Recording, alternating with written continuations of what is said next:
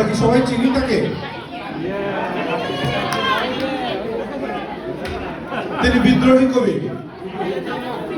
আমাদের জাতীয় কবি, বাঙালির জনতার জাতীয় কবি। তিনি একধারে আমি বলবো ইসলামী কবিও উনি। তোরা দেখে যা আমি না মায়ের কোলে, দোলে শিশু মোহাম্মদ দোলে, এটা তো শুনেছেন আপনারা মনে হয়। হযরত ওমরকে নিয়ে উনি কবিতা লিখেছেন। উনি বলেছেন উনি বিদ্রোহী কবি, উনি বিদ্রোহের কবিতা লিখেছেন, উনি মানবতার কবি, উনি মানুষের কবিতা লিখেছেন। আমি আজকে ওনারই একটি কবিতা আবৃত্তি করব। কবিতার নাম মানুষ। গাহি সাম্যের গান, মানুষের চেয়ে বড় কিছু নাই, নহে কিছু মহিয়ান।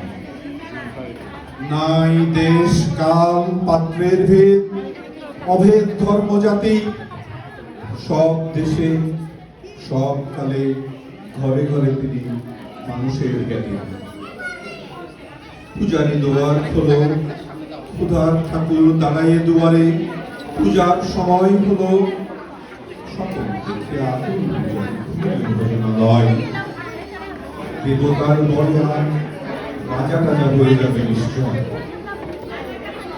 জীর্ণ বস্ত্র, শীর্ণ গাত্র, ক্ষুধায় কণ্ঠহীন,